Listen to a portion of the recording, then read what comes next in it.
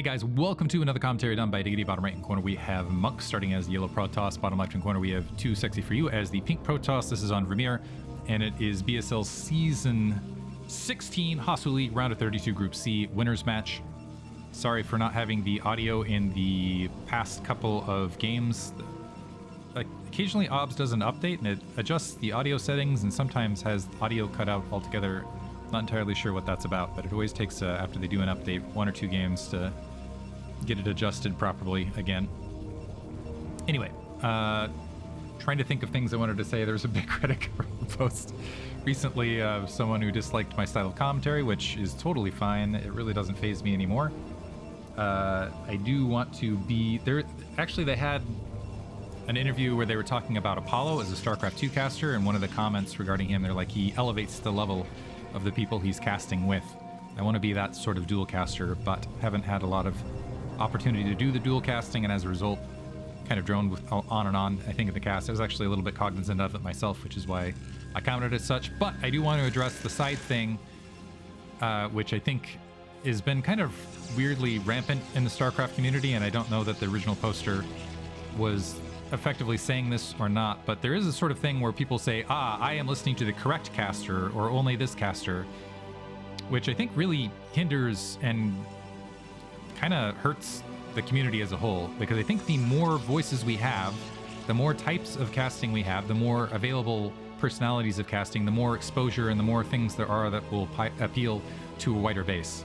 So I guess what I want to say is, regardless of whether people like your commentary or not, there's probably someone who likes it. For example, I know I really enjoy Doc, but I know a lot of people would probably be like, well, Duck Holiday is too off the cuff and not professional enough.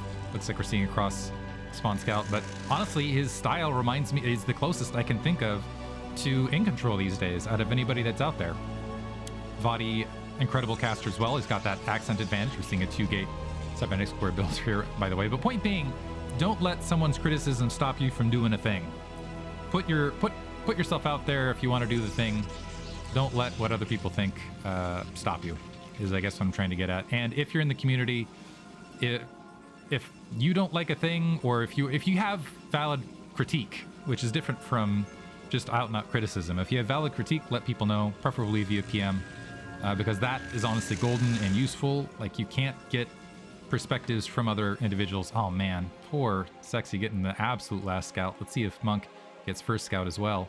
But point being, yeah, critique's actually valuable. I really like it. But there's a difference between, I don't know, some whatever that was and critique. So I try to address the critique bits and ignore the rest of the bits.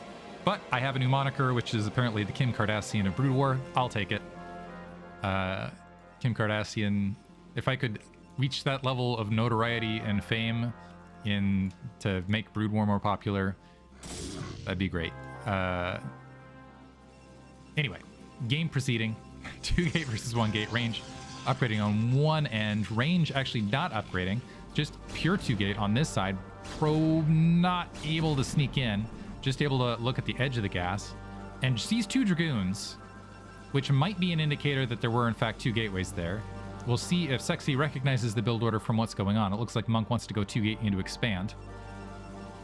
And is going to skip Dragoon range, I believe skipping Dragoon range to make that happen. Robotics facility there for Sexy, so going to go 1-gate robo, which will give Monk the economic lead, but if this is followed up with Reaver Tech rather than the Observatory, that could give a mid-game attack advantage to Sexy. Looks like we're seeing a Forge dropped to both mitigate potential 3-gate play and also to mitigate the Dark Templar play. It looks like 3 Dragoons making their way out, and right now it is going to be 4 Dragoons on the way versus 3 Dragoons and a Zealot with a closer reinforcement point. 3rd gateway being tacked on.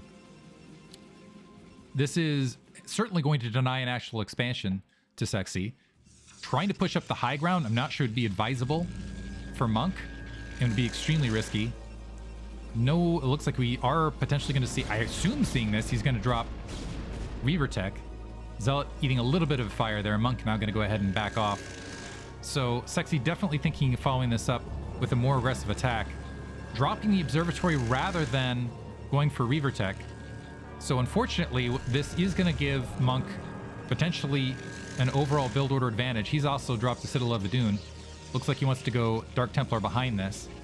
One trick of that, though, is the Dark Templar will provide a little bit of ground fire, a little bit of extra oomph and attack, but with the 3-gate Dragoon, it might just be overwhelming attack forces, and with the Observer out front, if Sexy positions it just right and also catches these Dragoons before they're and is able to make his way down the ramp rapidly, Monk isn't going to have a sufficient amount of defense to defend his natural expansion and his main. So it could be a quick build order win depending on how this plays out. So right now, Monk scattering with those Dragoons, needs to get back, maybe drop some additional cannons. Yeah, doing that immediately. So 2 additional cannons being dropped. Now the question is will it be sufficient to stop the 3-gate Dragoon pressure? Also, does the Observer get picked off by the cannons on the front? That could be another big critical aspect. The 4 Dragoon's going to cycle behind. Unfortunately, the close reinforcement point might be able to force the cancellation of the Nexus, but might be at the cost, again, of this natural expansion. Is a slew of cannons being dropped now. The first cannon going to get picked off almost immediately. If he moves in right now, could be a win. 3 Dragoons out to face the 4 with that high ground advantage. Probes pulling off the line to try to defend here at the natural. And it looks like it is going to be potentially a sexy win here. Sexy win. Dragoon's able to fend things off there at the natural, so now this natural exposed, a bunch of spare resources for Sexy as well as he's walking straight up into the natural expansion, or sorry, into the main. 2 Dark Templar being produced, the Observer right there as well, so they're gonna have their work cut out for him. These 2 Dragoons making their way back to try to defend the motherland, and Archon being morphed in between. I actually missed the High Templar being built first, but the Archon quickly getting picked off, not able to get the Observer, got a little bit of splash damage on it, but the Dark Templar, as soon as they're picked off, that potentially is going to be game. Yeah, there's game. Monk calling it. So just so you guys know the format, by the way, I believe the winners matches are just best of 1. So that does mean that Sexy is going to advance. Well deserved. There's still the best of 3 opportunities in the losers match and the final match for the players that are left. Hope you guys enjoyed it. Thank you for listening.